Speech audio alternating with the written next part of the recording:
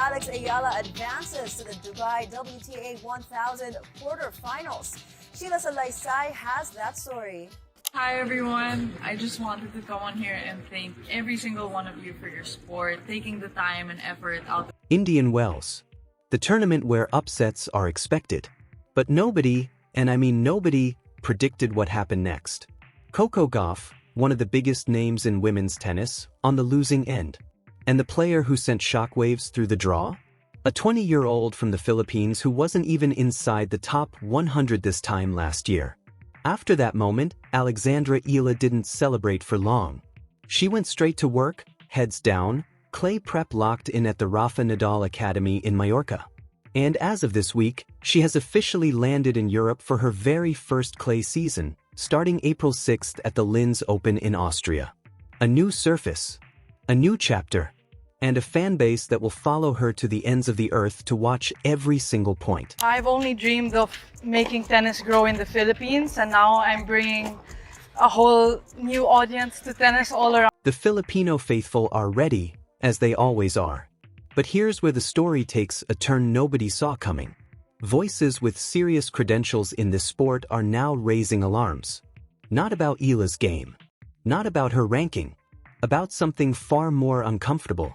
A tennis expert has publicly called out the Linz Open's ticketing policy, and the reason they're blasting it is specific, damaging, and almost impossible to argue against once you hear it.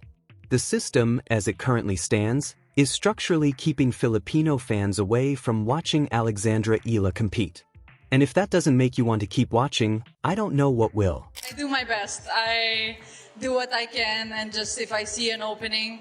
Well, she's being told X, Y, and Z, and I don't think get out of. So young, and she's just coming through. So, and obviously the first couple rounds, the schedule. Here is the thing that nobody is talking about, and I mean nobody. The Linz Open, officially known as the Upper Austria Ladies Linz, operates a discounted ticketing system that gives priority access to two very specific groups. Members of the Oberösterreichischer Tennisverband, which is Upper Austria's regional tennis association, and subscribers of the Oberösterreichische Nachrichten, which is a regional Austrian newspaper. To even create a ticketing account that qualifies for these discounts, you need to physically present either an OTV license document or an ON subscriber card. These are membership documents tied to a local Austrian sporting body and a local Austrian media organization, neither of which an international fan can simply sign up for remotely from Manila, Los Angeles, or Dubai. And now add this on top of that, the Design Center Linz, the actual venue hosting this tournament, has a maximum total capacity of approximately 3,000 people. Not a specific tennis configuration. Not a dedicated stadium section. The entire building at full stretch holds 3,000. This is the same fanbase ESPN called one of the sport's biggest stories. The same community Camila Osorio praised just days ago as electric and respectful. The people who sold out the Philippine Women's Open final before Eala even confirmed she was playing. And they are being funneled into a 3,000-seat venue with a members first ticket system designed for local Austrians. Subscribe right now, because this is exactly the kind of story this channel was built to expose. When did you realize you were representing something much bigger? In Melbourne, I saw a couple clips of the lines and the people. I think the international interest in both of them is so high, and quite a thrill ride for her this last year as well, after she had some great results. So why does a policy like this still exist? And why is nobody in professional tennis holding anyone accountable for it? The Linz Open's ticketing infrastructure isn't accidental. It isn't an oversight buried in fine print. It is a deliberate system that made complete sense for decades, until the moment Alex Eala walked onto the WTA Tour and changed what a tennis fanbase actually looks like. Let's break down exactly how it works, because once you understand the mechanics, the argument that this policy is structurally blocking Filipino fans becomes very difficult to dismiss. The discounted ticketing tier requires either an OTV Tennis Association license or an ON newspaper subscription card. Without one of those two documents, you pay full price. International fans, by definition, cannot access the discount tier. They show up and pay maximum price, in a venue with a hard ceiling of 3,000 total seats. Now here's where the size problem compounds everything into something genuinely alarming.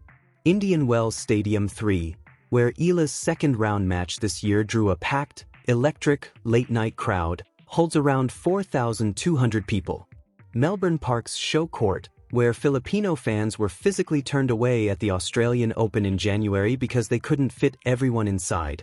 That was a smaller show court, and it still created a viral moment that Tennis Australia had to publicly address. Linz isn't a Grand Slam. It isn't Indian Wells. It is a 3,000-capacity indoor venue in Austria with a locals-first ticketing infrastructure. And Alex Eala, the woman who sold out an entire national WTA final before confirming her participation, is the 7th seed there starting Monday.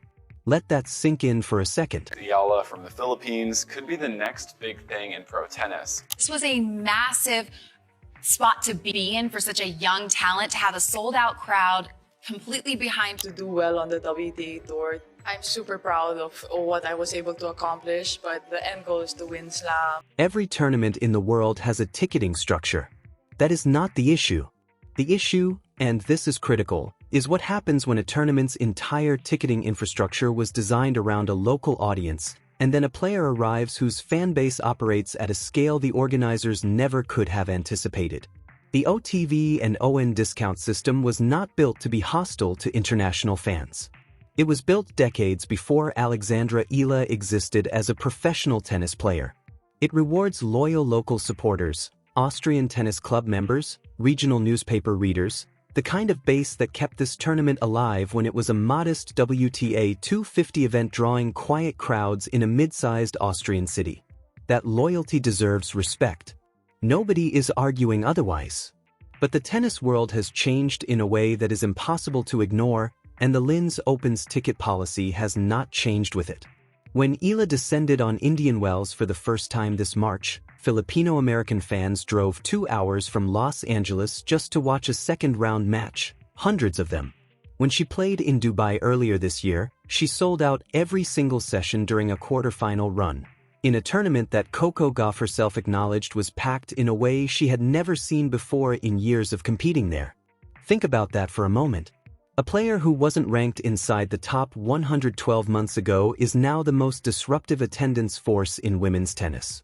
And she's about to play in a 3,000-seat building in Austria. I know you were mostly supporting Alex, but I have to say it is great to be on a crowded court. I played this tournament for many years, and to see the stadium full. When the Philippine Women's Open was announced in November last year, the final sold out before Eala confirmed she was even playing in it.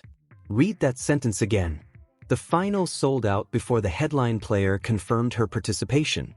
These are not casual fans who check a schedule and buy a ticket the week of. The Filipino fan base travels.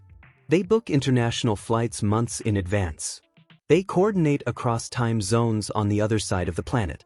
They show up in winter coats at midnight in the California desert wearing Philippine flags. And now, in Austria, they are being funneled into a ticketing system where the discounted access tier requires an Austrian Tennis Association membership card or a subscription to an Austrian regional newspaper. International fans pay full price in a 3,000-seat venue that will almost certainly reach capacity before the later rounds even begin. And here's where the numbers make the structural problem impossible to ignore. Alex Eala's pre-tournament press conference at the Australian Open generated 196,000 views. Novak Djokovic's generated roughly half of that. Aryna Sabalenka, the world number 1, a 2-time Melbourne champion, recorded 9,000 views for hers. Eala currently has close to 1 million Instagram followers, more than double the following of players ranked significantly above her, including Jessica Pegula, Madison Keys, and Amanda Anisimova. This is not a niche regional fan base. This is a global phenomenon built around a 20-year-old who, 12 months ago, was barely on the WTA radar. The WTA itself recognized what was happening. In November 2025, the tour announced the creation of the Philippine Women's Open, a brand new WTA 125 event, specifically because of the surge in Filipino interest in tennis driven entirely by Eala's rise. Listen to what fans were saying courtside at her matches this season. We're not concerned about anyone else right now. It's Alex Eala time. This is Alex Eala's moment. Our days, our dinners, our evenings are fixated on when she's playing. That is not casual sporting interest. That is the kind of fandom that fills stadiums. That tournament in Manila in January marked the Philippines' first ever WTA event in history. The final sold out before she confirmed she was playing. Now take every single piece of that context and place it inside a 3,000-seat Austrian venue running a members-first discount structure designed for local residents. And the structural mismatch stops being subtle. It becomes glaring. It is worth understanding what this fanbase means to Eala personally, because it adds another layer to why this ticket policy situation matters far beyond logistics. After her Indian Wells victory over Diana Schneider earlier this year, Eala spoke directly to reporters about the crowd that stayed past midnight in freezing desert temperatures to watch her. For them to make the effort to stay up late and stay in the cold and cheer me on, it really added to the feelings and the emotions, she said. At the US Open last year, playing near Flushing, Queens, a neighborhood known as Little Manila, Eala said something that stuck with tennis media for weeks. I don't have a home tournament. So to be able to have this community here at the US Open, I'm so grateful they made me feel like I'm home. She doesn't have a home tournament. That line matters more than people realize. The Philippine Women's Open was the first time she ever played a professional match on home soil. Every other tournament on her schedule, including Linz, is foreign ground. And at Linz specifically, her fans have to work harder, spend more, travel further, and now navigate a local membership ticketing structure just to get a discounted seat in a 3,000-person venue. Camila Osorio, speaking at her pre-tournament press conference at the Copa Calzonidas Open in Bogota just days ago, reflected on playing against Eala at the Philippine Women's Open in January. I felt that people were like all the way for her, Osorio said, and she noted it felt completely different from playing at home in Colombia. Coming from a Colombian player who knows exactly what passionate home support feels like, that comparison carries genuine weight. The fanbase is real. The dedication is documented. And the barrier created by this ticket policy, even if entirely unintentional, is equally real. This isn't just any tournament on Eala's schedule either. The Linz Open is her first clay court tournament of the year, her first appearance at this event, and a genuinely critical week for her ranking trajectory. After her round of 16 exit at the Miami Open, a heavy 6-0, 6-2 loss to Karolina Muchova, Eala dropped from a career high of world number 29 all the way down to number 45. She has 0 ranking points to defend at Linz because she wasn't competing anywhere during this tournament week last year. That means every single point she earns in Austria is a net gain on the ranking table. A semi-final finish gets her back into the top 30. A title run would push her to a career best of around number 23. This is not a filler week. This is a week where momentum matters enormously, and where the energy of a packed, supportive crowd could make a real and measurable difference for a player who has repeatedly and openly credited her fans for lifting her through the tightest moments of her biggest matches. The pattern across her entire season has been impossible to miss. At Indian Wells, staying up past midnight in the cold, they pushed her through a grueling 3-setter. At the US Open, playing near Little Manila in Queens, the crowd carried her to the first Grand Slam main draw win in Philippine tennis history. In Dubai, she reached the quarterfinals in a tournament that sold out every single session she played. Eala performs at a different level when her people are in the building. And right now, the building in Linz holds 3,000 people, with a ticketing system that puts Austrian membership card holders first. Here is the conversation the tennis world should actually be having.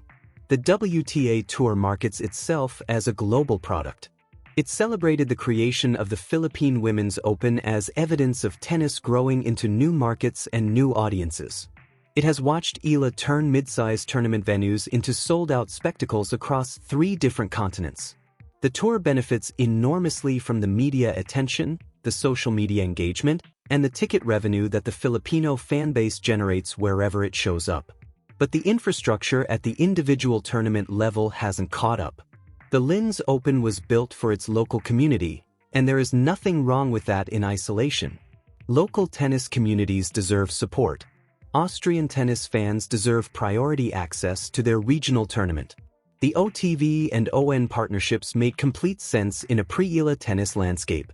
The problem is that landscape no longer exists.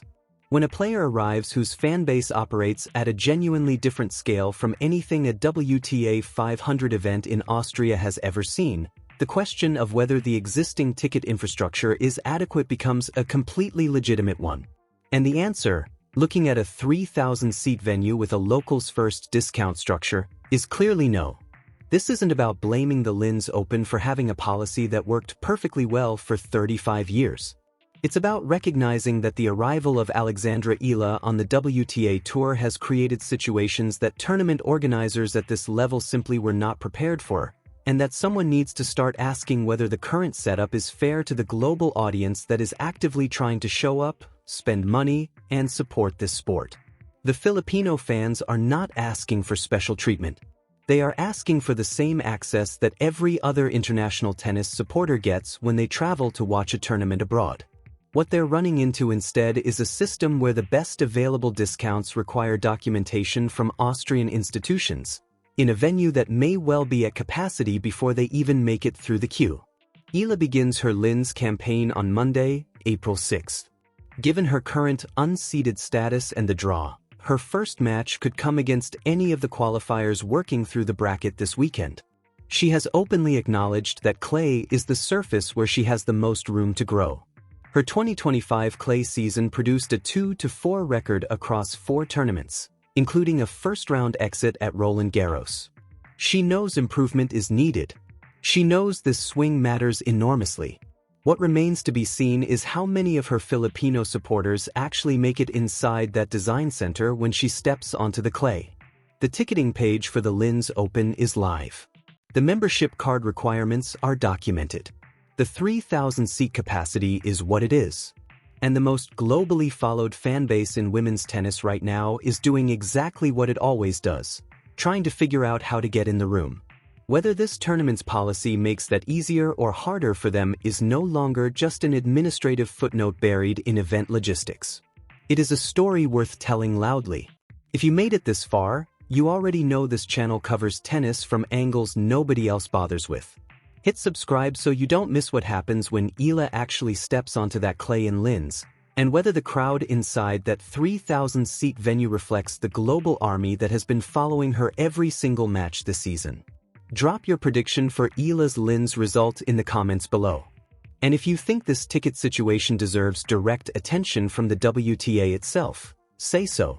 Because the only way things ever change in this sport is when enough voices get loud enough to make the tour actually listen.